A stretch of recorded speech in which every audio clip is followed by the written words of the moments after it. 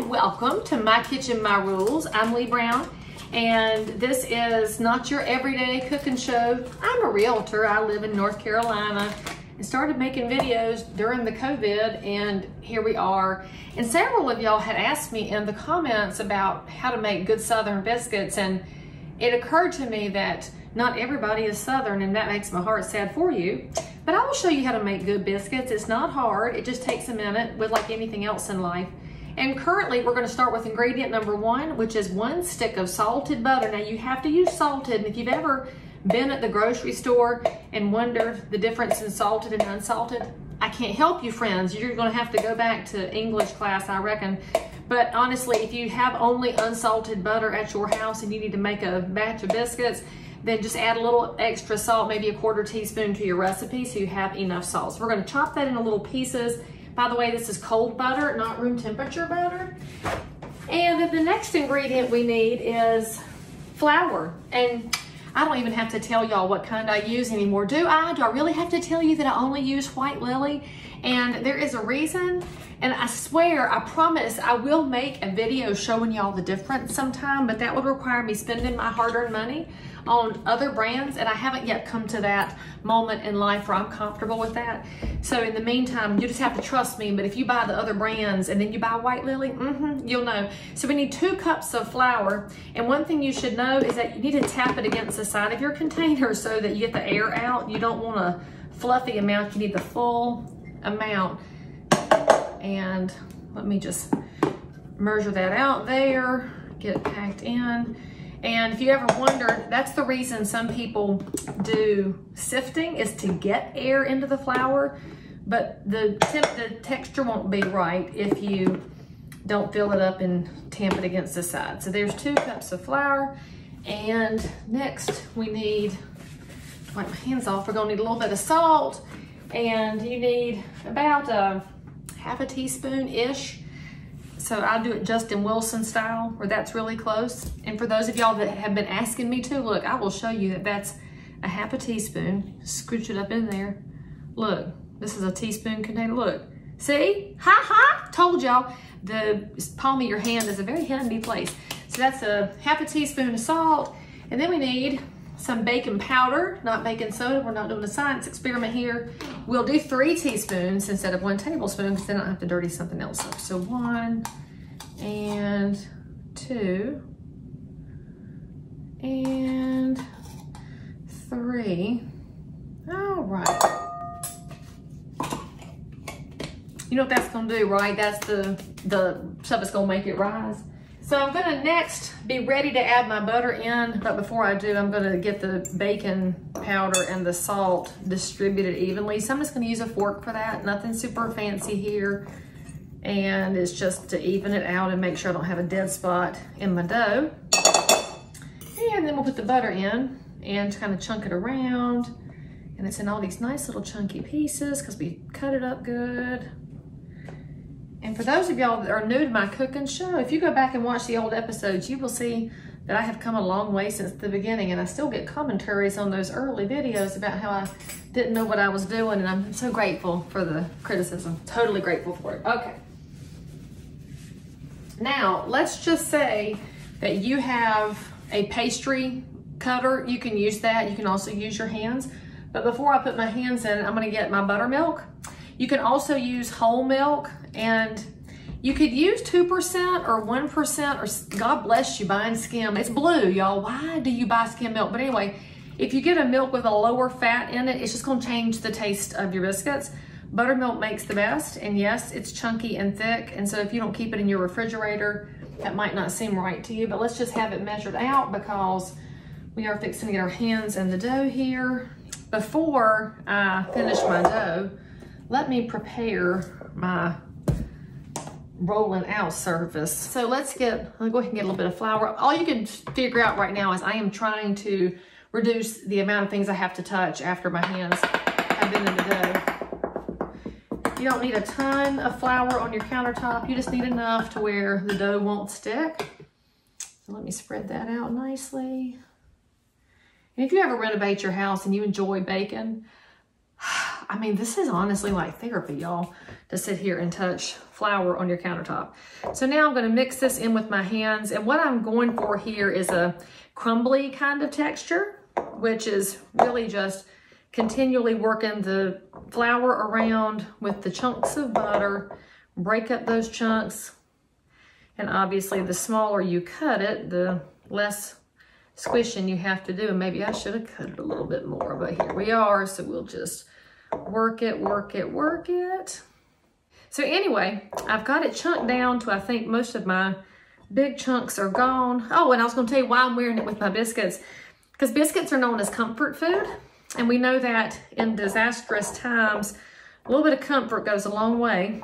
So I can't be in Guam right now without a 24-hour plane ride to help my friends, but they can watch this video and know that they are loved and prayed over, and that somebody else will eat. We'll probably carry some of this somewhere. All right, now we're gonna add in this cup of buttermilk. You can mix it with your hands, or you can get your wooden spoon to mix that in. Frankly, it's a little bit cold. And don't over mix it. So what you're going for is the liquid to be in. You're gonna look for where it starts to clump together and make a light dough, but don't mix it and mix it and mix it. We are not using a hand mixer because y'all, that will create the toughest biscuits ever. So if you ever wonder why there's some old ladies, you will eat their food and some there is not, I would imagine it has to do with the amount that they mix it. So I've got everything covered there. Let's get the good stuff off of the spoon. Now we'll turn out our dough, and it's gonna feel a little bit crumbly on the edges, but then you realize the moisture is just making its way through, so be patient. But if your dough is super duper wet, add a tiny bit of flour. And I don't mean much, because you're about to turn this out onto a floured surface, and if you add too much, then you got to go back and add some more buttermilk, and you have to go back and forth until you get it correct. But if you just think 2 cups of flour, tablespoon of baking powder, half a teaspoon of salt, cup of buttermilk, that's your recipe. I mean, it's numbers you can remember, honestly. And then, oh, stick of butter, forgot to stick of butter. So let's get it formed up into a dough here. And see, I'm still coming apart. Let's work it in together. Come on, guys. We're making a video. You need to look good right now. Thank you.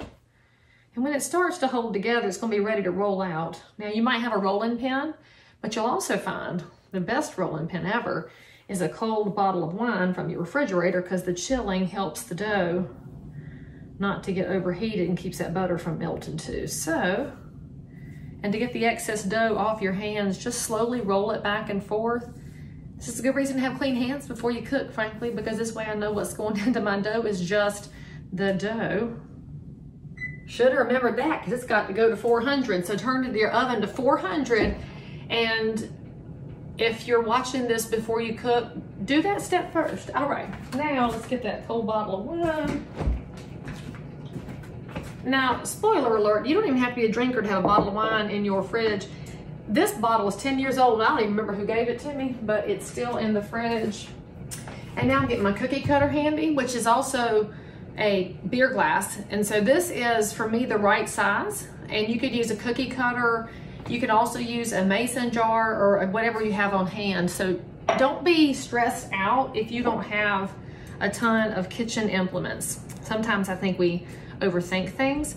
But when you're in My Kitchen, My Rules with Lee Brown hanging out, you find out that we just don't stress about things, and we will just figure it out, which is, frankly, part of the Real Durley Foundation, right?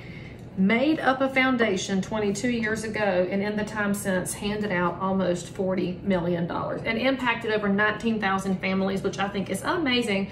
All right, so we're not gonna roll this a ton of times, just get it to, I don't know, 1/2 to 3/4 of an inch thick, depending on how fat and fluffy you want your biscuits, and that's your family's preference, I guess. So let me wipe some of this dough off my bottle, which literally that's all I use this bottle for, is making dough, and it's been in my fridge now forever. And let's get, oh, I do wash it after every cooking, by the way, for those of y'all that are silently or not so silently judging. Let me get a cookie sheet here so I got something to put these beautiful biscuits on when I get it out. All right. Now, one of the joys of these biscuits is you don't have to grease the cookie tray. So the cookie sheet, let's just set it there. All right, all right, all right. Let's get our beer glass and cut. Oh, that satisfying sound when you catch the air at the bottom of that dough. Now these are gonna be, that's probably kind of flat. So it's gonna be a flat biscuit, but I might make some fatter ones when I go back and reuse my pieces of dough. Now you wanna leave them, I don't know, in half an inch to an inch apart on your cookie sheet. They can be friends, you don't mind them touching, but give them room to rise. Oh, and did I tell y'all the cookie sheet's ungreased? Make sure it's ungreased. Unless you just want that extra little bit of butter on the bottom, in which case knock yourself out. All right, because that's your kitchen, your rules. This one's got a hole into it, so we'll just, if you've ever heard about biscuits called cat head biscuits, that's essentially not rolling it out and not cutting it out. So that one's gonna have a resemblance to cat head since I did not get it perfectly up off of the countertop here. So you see what we've done? We reformed the leftover bits of dough to go back and cut out the rest. That's gonna be a little bit thicker because I want a little bit thicker there. And this is also why you don't over mix it the first time you make it, because then when you go back to redo, you would have a hot mess on your hands. All right, that one's gonna be a weird one because it just formed odd. But that'll be the one I like. Frankly, I don't like a perfect one. Do you like perfect? I like slightly imperfect my own self. There's 400, in we go for 10 minutes or until they're the right amount of brown on the top. So, middle rack, 10 minutes. We'll see you in 10. All right, so they came out a little on the flat side, which is on me because I knew I rolled that dough out kind of thin. But you know what's funny? That giant cat head biscuit, look how that came out. Giant and perfect and still 1,000 degrees. So welcome to the hidden second half of this video. If you were watching earlier, you saw the biscuits just didn't rise like I wanted them to. And I thought it was because I might have rolled them too flat. So I wanted to find out for sure. So I called my aunt, and that's what you should always do, is call your aunt. She said, first of all, jack the temperature on the stove. So I'm gonna go to 475. She swears that's a better temperature than the 400 I've been using, so I'm gonna try that. She also said, because if you remember, I had forgotten to preheat my oven and my dough sat out for a minute, she said the butter probably got too warm, which means they can't rise. So she said, try it this way, because it's summertime and everything gets warm. I'm gonna put some ice in my big bowl, and then I'm gonna nest the dough bowl in it while I fix it. So that's what we're gonna do now. So now I have gotten just a layer of ice in this bowl. I'm determined, y'all. Flat biscuits just don't stink. That cat head one was so good. And in fact, the ones that didn't rise were still fluffy and they still tasted amazing. They were just flat.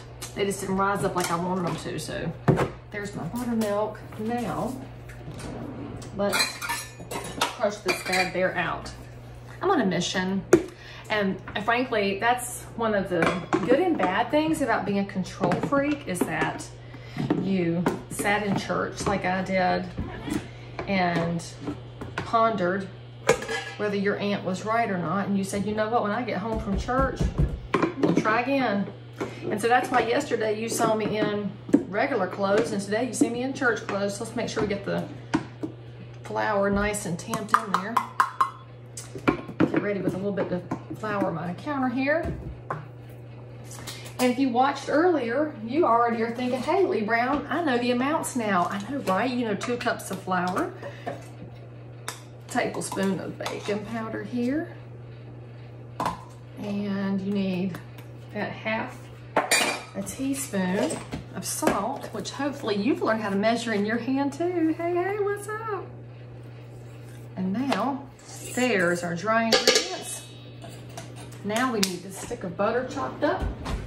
So let's chop up our stick of butter. I used a big knife this time because frankly, I haven't finished my dishes from yesterday. As much as I probably shouldn't admit that. My butter is still ice cold because it's just out of the fridge.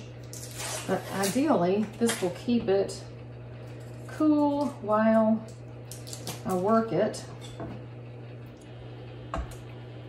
Still gonna work it with my hands though, because I believe in working though with my hands. It comes out better that way. Usually it does. All right, now,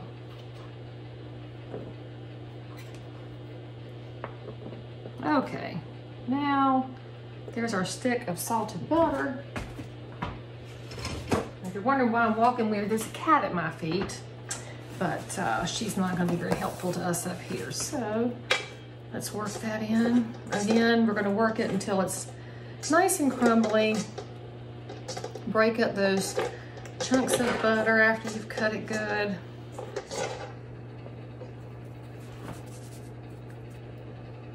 And then 1 cup of buttermilk.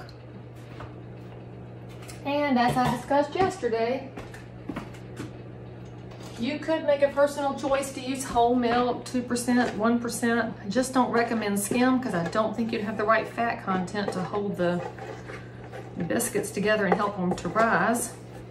And actually, as y'all watch this, you'll see how fast it actually is to pull together homemade biscuits because I'm not spending any time chitter-chattering this time. All right, I should take my bracelet off at least since I forgot to take everything else off. Okay, let's turn out our dough. Come on, stove. And then what I'm actually going to do is I could put my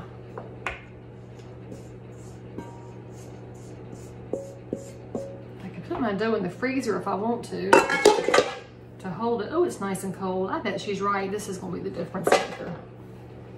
And I'm actually also not going to roll it today. I'm just going to pat it down since that cat headwind came out so well yesterday and see if that makes a difference.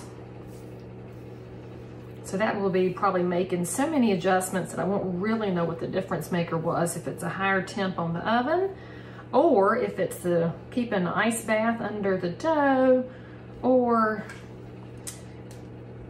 what was the other change I made? The rolling, just do patting instead of rolling. Now, got our dough a little bit thicker than yesterday. So let's go ahead and cut out our biscuits, our ungreased cookie sheet here. Let's move that back into the line of sight. I still love that sound that it makes when I knock the air out. And she also said that I didn't have mine touching and that I should have them touching. So I got lots of instructions, so I'm just gonna follow all of it. See, again, I'm not gonna know what the actual difference maker is, but that's all right. Okay, so if your oven is not yet preheated, put these in the fridge or the freezer to keep the butter cold in case this works. And I guess I could have put these in the middle of the tray, but I didn't, so I think I'm gonna relocate them. So now I'll put my biscuits in the middle of the tray so it looks more symmetrical. And the oven's fan just sounded weird. We're not gonna have an issue. We're not. All right. We're at 475, so we're gonna see if that's the trick, if they're cold being the trick, if they're touching is the trick. Here we go.